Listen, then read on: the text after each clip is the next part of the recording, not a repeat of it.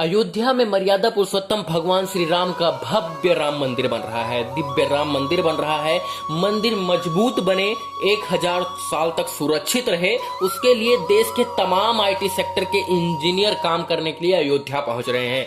विगत 15 जनवरी से अयोध्या में राम मंदिर की नींव की खुदाई का कार्य शुरू हो चुका है। एक बार तकलीफ जरूर आई क्योंकि पिलर जाके नीचे फट गया। इसके बाद दूसरी पद्धति से राम मंदिर निर्माण का कार्य शुरू कर दिया गया है। कानपुर से बड़ी बड़ी मशीनें हर रोज अयोध्या पहुंच रही हैं और अयोध्या में मर्यादा पुरुषोत्तम भगवान श्री राम का भव्य राम मंदिर जल्द बने, इसके लिए बड़े बड़े इंजीनियर काम कर रहे हैं। अभी नींव खुदाई का कार्य चल रहा है। विगत 15 तारीख से यह कार्य चल रहा है और आने वाले कुछ दिनों में नींव का कार्य संपन्न हो जाएगा।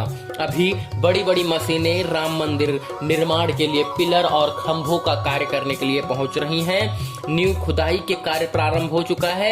यह कार्य बीते 15 जनवरी से राम जन्मभूमि परिसर में चल रहा है। राम मंदिर दीर्घायु हो, 1000 साल तक सुरक्षित रहे, इसके लिए एनएलटी व टाटा कंसल्टेंट की आईटी सेक्टर के तमाम इंजीनियर लगे हुए हैं।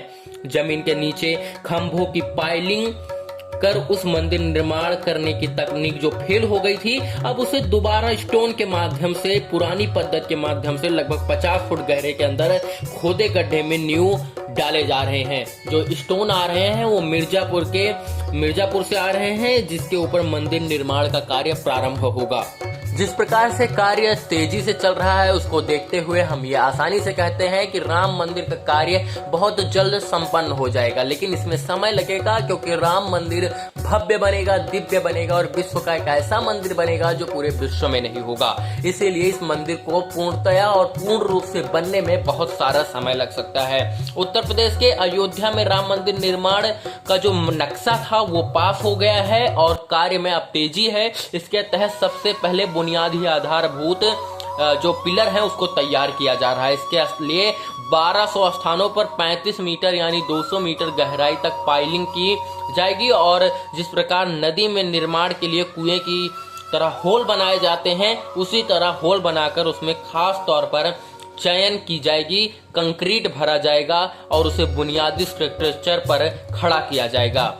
इसी पाइलिंग की करने के लिए ग्रेनेड मशीनें राम जन्मभूमि परिसर में पहुंच रही हैं। इन विशेष मशीनों के जरिए बुनियादी स्ट्रक्चर खड़ा किया जाएगा। राम मंदिर निर्माण के लिए ट्रस्ट ने विकास प्राधिकरण में पैसा जमा किया है। शुल्क जमा करने के बाद नक्शे की स्वीकृति ली गई। इसके बाद मंदिर निर्माण के कार्य में तेजी आई है। नींव की खुदाई के लिए अत्याधुनिक मशीनें राम जन्मभूमि परिसर में कानपुर से पहुंच गई हैं। बीते दिनों नींव की खुदाई के लिए पोकलैंड जेसीबी मशीनें भी आई थी, यानी शनिवार को कासा ग्रैंड मशीनें राम जन्मभूमि परिसर में पहुंची। यह मशीनें नींव की खुदाई का काम शुरू करेंगी। हालांकि ये मशीनें अभी राम जन्मभूमि परिसर में नहीं जा पा रही हैं क्योंकि मशीन की साइज काफी बड़ा है और राम जन्मभूमि संपर्क मार्ग पर अंदर जाने में ये फंस जा रही हैं। जिस तरह से अब राम जन्मभूमि की पीछे की बैरिकेडिंग को हटाया जाएगा, तभी ये मशीनें राम जन्मभूमि मंदिर के परिसर में जा पाएंगी। यह अत्याधुनिक मशीनें जमीन के अंदर नीचे न सिर्फ खुदाई करेंगी बल्कि अंदर ही अंदर पिलर डालते हुए बाहर भी आ जाएंगी। मजबूती के लिहाज से लगभग 1200 स्थानों पर पिलर डाला जाएगा और उसके बाद नींव की खुदाई करते हुए इन पिलर को आपस में बांध यानी जोड़ दिया जाएगा, जिससे कि किसी भी आपदा या भूकंप या फिर पूर्ण रूपेण सुरक्षित खंभे ये खड़े रहेंगे।